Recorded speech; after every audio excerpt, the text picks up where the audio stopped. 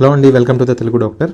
మంచినీళ్ళు తాగడం ఎంత ముఖ్యమండి. ఎందుకంటే చాలామంది మంచినీళ్ళని చాలా తక్కువగా అంచనా వేస్తూ ఉంటారు, కానీ మన శరీరంలో వాటర్ అనేది చాలా ఎక్కువ రోల్ ప్లే చేస్తుందండి. ఫస్ట్ మనం చూసుకుంటే మనం తాగే మంచినీరు మన శరీరంలోని వ్యర్థాలన్నింటినీ తొలగిస్తుందండి. చూడండి, ఏదైనా ఫ్యాక్టరీ తర్వాత బయట నుంచి డ్రైనేజ్లోకి కొన్ని వేస్ట్స్ ఎప్పుడు రిలీజ్ అవుతూ ఉంటుంది. ఈ వేస్ట్స్ ఏంటంటే ఏదైనా సరే మన బాడీలో కానీ లేకపోతే ఏదైనా మ్యానుఫ్యాక్చరింగ్ కానీ ఎక్కడైనా సరే వేస్ట్స్ అనేది రిలీజ్ అవుతూ ఉంటాయి. ఆ రిలీజ్ అయిన వేస్ట్ని ప్రతి ఫ్యాక్టరీ అనేది బయటకి పంపిస్తూ ఉంటుంది. అలానే మన శరీరంలో రోజు ఎన్నో వేస్ట్ మెటీరియల్స్, ఎన్నో పాయిజనస్ కెమికల్స్ రిలీజ్ అవుతూ ఉంటాయి.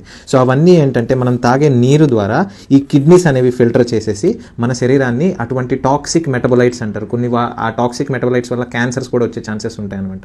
సో మనం తాగే వాటర్ అనేది ఈ టాక్సిక్ మెటబోలైట్స్ని, టాక్సిన్స్ అన్నిటిని మన యూరిన్ ద్వారా పంపించేస్తుంది అనమాట. సెకండ్ వచ్చేసరికి మనం తీసుకునే మంచినీళ్ళు ఆక్సిజన్ సరఫరా చేయడానికి ఉపయోగపడుతుంది. ఎందుకంటే మనం తీసుకున్న ఆక్సిజన్ అనేది ఊపిరితిత్తుల ద్వారా రక్తంలో మిక్స్ అవుతుందండి. బ్లడ్లో మిక్స్ అయిన తర్వాత ఈ బ్లడ్ అనేది ఆ ఆక్సిజన్ని ప్రతి ఆర్గన్కి తీసుకెళ్తుంది అనమాట. కాళ్ళకి, చేతులకి, మెదడుకి, తర్వాత ప్రతి ఆర్గన్కి తీసుకెళ్లేటప్పుడు మనం బ్లడ్ అనేది ఎంత ఫ్లూయిడ్గా ఉంటే అంత ఫాస్ట్గా, అంత మంచిగా ఆర్గన్స్కి ఆక్సిజన్ అనేది డిస్ట్రిబ్యూట్ అవుతుంది అనమాట. తర్వాత వచ్చేసరికి మంచినీళ్ళు జాయింట్స్ లూబ్రికేషన్కి హెల్ప్ చేస్తాయండి. అంటే చూడండి, ఇది ఒక బోన్, తర్వాత దాని కింద ఉన్నది ఇది ఇంకో బోన్ అండి. ఈ బోన్ రెండుటి మధ్యలో ఉన్న జాయింట్ ఫ్లూయిడ్ అంటారండి. ఈ జాయింట్ ఫ్లూయిడ్ అనే దాంట్లో సైనోవియల్ ఫ్లూయిడ్ అంటారు. ఈ ఫ్లూయిడ్ అంటే ఈ జాయింట్ మూవ్మెంట్ సరిగ్గా పనిచేయడానికి కూడా వాటర్ అనేది చాలా ఇంపార్టెంట్ అండి. తర్వాత మన జీర్ణ వ్యవస్థ, మనం తిన్న ఆహారం ప్రతిదీ జీర్ణం అయ్యి తర్వాత మళ్ళీ బయటకు వెళ్ళాలంటే ఈ వాటర్ అనేది ఎక్కువ రోల్ ప్లే చేస్తుంది. సరిగ్గా వాటర్ తాగపోతే అజీర్ణం ప్రాబ్లమ్స్తో కూడా చాలా మంది ఫేస్ చేస్తూ ఉంటారు. కొంతమందికి కాన్స్టిపేషన్ కూడా వస్తుంది, అంటే మలబద్ధకం. సో ఈ కాన్స్టిపేషన్ కూడా చాలా ప్రాబ్లం అండి చాలా మందికి. సో ఈ కాన్స్టిపేషన్ కూడా సరిగ్గా వాటర్ తాగకపోతే వచ్చే ప్రమాదం ఉంది. తర్వాత చర్మం మరియు అందం, గుర్తుపెట్టుకోండి, వాటర్ సరిగ్గా తాగపోతే మన శరీరం డీహైడ్రేట్ అయిపోతుంది. డీహైడ్రేట్ అంటే ఏంటంటే మన శరీరంలో సరైన నీరు లేకపోవడం. సో చర్మంలో నీరు లేకపోతే ఏమవుతుందంటే స్కిన్ అంతా డ్రై అయిపోయి వ్రింకిల్స్ వచ్చేసి, అంటే మడతలు పడిపోయి, సో యంగ్ పీపుల్ కూడా ముసలాళ్ళు లాగా కనిపిస్తూ ఉంటారు. తర్వాత ఇమ్యూనిటీ అండి. ఇమ్యూనిటీ అంటే రోగ నిరోధక శక్తి. సపోజ్ మన శరీరంలో ఒక క్రిమి వచ్చింది. సో ఈ క్రిమిని ఫైటింగ్ చేయడానికి మన శరీరంలో WBC అని ఉంటాయి, తెల్ల రక్త కణాలు. సో ఈ తెల్ల రక్త కణాలు బ్లడ్ ద్వారా ఈ క్రిమి దగ్గరికి వెళ్తాయండి. కాకపోతే ఒకవేళ కనుక మీరు డీహైడ్రేటెడ్ స్టేట్లో ఉంటే కనుక ఈ క్రిమి దగ్గరికి ఈ తెల్ల రక్త కణాలు ఫైటింగ్ పోలీస్మెన్ అంటారు అనమాట. So policemen of the body ఈ క్రిమి దగ్గరికి వెళ్ళలేకపోతాయి. సో సరిగ్గా వెళ్ళలేకపోతే, ఫైట్ చేయకపోతే మనకి ఏంటంటే ఇన్ఫెక్షన్స్ అనేవి క్యూర్ అవ్వడానికి టైం పడుతుంది అనమాట. అందుకే జ్వరం వచ్చినప్పుడు, ఏదైనా ఇన్ఫెక్షన్స్ వచ్చినప్పుడు బాడీ బాగా డీహైడ్రేట్ అవ్వకుండా చూసుకోండి అని చెప్పేసి డాక్టర్స్ అడ్వైస్ చేస్తూ ఉంటాము. సో ఏదైనా ఫీవర్ వచ్చినా సరే, సోర్ థ్రోట్ అంటే ఇంకా ఏమన్నా టైఫాయిడ్, మలేరియా, ఎటువంటి వ్యాధులు వచ్చినా సరే, ఈవెన్ డెంగ్యూ ఫీవర్స్ వచ్చినా, తర్వాత జాండీస్లు, హెపటైటిస్లు వచ్చినా సరే, మెయిన్గా ఏం చెప్తారంటే హైడ్రేట్ చేయండి.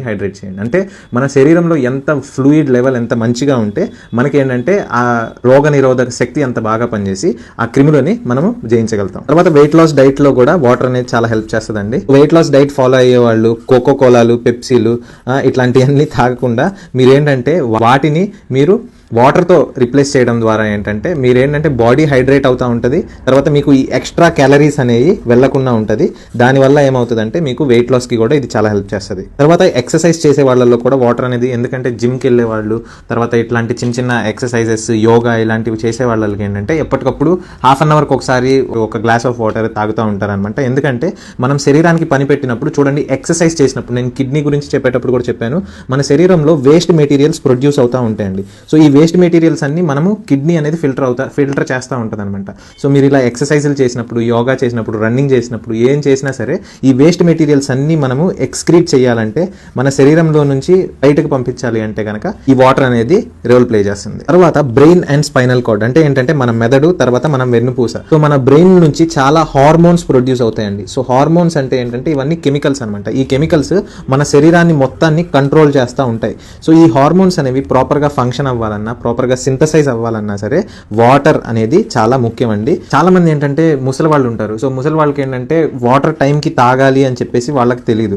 సో వాళ్ళు ఏంటంటే వాటర్ ఇవ్వు అని కూడా అడగలేరు అనమాట. కొంతమంది బెడ్ రిడెన్ పేషెంట్స్ ఇంట్లో ఉండే వాళ్ళు ఏంటంటే వాళ్ళకి రోజుకి వాళ్ళకి ఏంటంటే మెంటల్గా డౌన్ అయిపోతూ ఉంటారు. అంటే సరిగ్గా మాట్లాడలేదండి, ఇంట్లో నిన్నటి దాకా బాగానే ఉన్నారు, అసలు రెస్పాండ్ అవ్వట్లేదు, తర్వాత షుగర్ ఎక్కువైపోతుంది, ఇలా ఆ తర్వాత యూరినరీ ఇన్ఫెక్షన్స్ వస్తున్నాయి అని చెప్పేసి వింటూ ఉంటాం కదా. సో యూరినరీ యూరినరీ ఇన్ఫెక్షన్స్ కూడా చాలా ఎక్కువ శాతం వస్తాయండి సరిగ్గా వాటర్ తాగపోతే. సో ఎస్పెషల్లీ ఎల్డర్లీ పీపుల్లో ఏంటంటే యూరినరీ ఇన్ఫెక్షన్స్, తర్వాత హైపరాస్మోలార్ కోమా అంటారండి. హైపరాస్మోలార్ కోమా అనేది డయాబెటీస్ ఉన్న వాళ్ళల్లో వస్తూ ఉంటుంది. సో ఇది కూడా పెద్దవాళ్ళల్లో వస్తూ ఉంటుంది. టైంకి మంచినీళ్ళు తాగకపోవడం వల్ల ఏమవుతుందంటే వాళ్ళ శరీరంలో షుగర్ ఎక్కువైపోయి అదేంటంటే చాలా లేట్ స్టేజెస్లో పేషెంట్లు చనిపోతారు కూడా అనమాట. సో ఎస్పెషల్లీ ఎల్డర్లీ పీపుల్ ఉన్న వాళ్ళల్లో మీరు టైంకి వాటర్ వాళ్ళు అడిగినా అడగకపోయినా సరే మీరు రోజుకి అట్లీస్ట్ 2 hours ఒకసారి ఒక చిన్న గ్లాస్ వాటర్ ఇస్తూ ఉండాలండి. కానీ కిడ్నీ ప్రాబ్లమ్స్, హార్ట్ ప్రాబ్లమ్స్ ఉన్న వాళ్ళకి మాత్రం వాళ్ళకి ఇంతనే వాటర్ ఇవ్వాలని కొన్ని లిమిటేషన్స్ ఉంటాయి. సపోజ్ కిడ్నీ అంటే క్రానిక్ కిడ్నీ డిసీజ్ ఉంటాయి. కిడ్నీ ఫెయిల్ అయిన వాళ్ళకి ఎక్కువ వాటర్ ఇవ్వకూడదు అనమాట.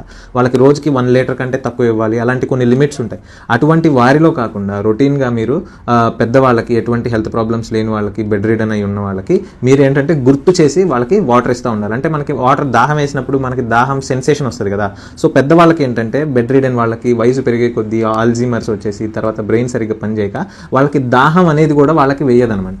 సో అటువంటి వాళ్ళలో ఏంటంటే ఇటువంటి ప్రాబ్లమ్స్, యూరినరీ ట్రాక్ట్ ఇన్ఫెక్షన్స్ కానీ లేకపోతే హైపరాస్మోలార్ కోమా ఇట్లాంటివి వచ్చే ఛాన్సెస్ ఉంటాయి. సో లాస్ట్ అండ్ ఫైనల్ అండి, బ్లడ్ ప్రెషర్కి మెయింటైన్ చేయడానికి కూడా వాటర్ అనేది హెల్ప్ చేస్తుంది.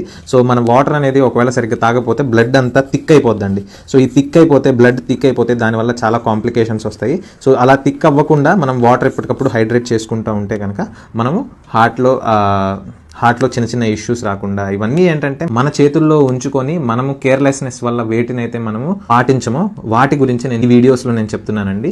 తర్వాత రోజుకి ఎంత వాటర్ తాగాలి, ఇది అల్టిమేట్ క్వశ్చన్ అండి. సో దీనికి ఎక్కడ మీకు క్లియర్ ఆన్సర్ అనేది దొరకదు. ఎందుకంటే ఒకళ్ళు మన శరీరాన్ని బట్టి, ఇప్పుడు రోజు కూలి పని చేసుకునే వాళ్ళకి అనుకోండి, వాళ్ళు 3 లీటర్లు 4 లీటర్లు వాటర్ తాగినా సరే వాళ్ళకి సరిపోవన్నమాట. ఎందుకంటే వాళ్ళకి స్వెట్ రూపంలో, చెమట రూపంలో వాళ్ళకి వాటర్ వెళ్ళిపోతూ ఉంటాయి.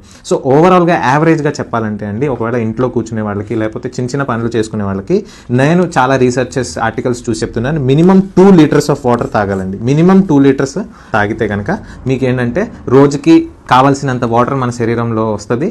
దాని ద్వారా మీరు ఇటువంటి చిన్న చిన్న హెల్త్ ప్రాబ్లమ్స్ నుంచి దూరంగా ఉండొచ్చు. So thanks for watching this video అండి. Share this video with your friends and family.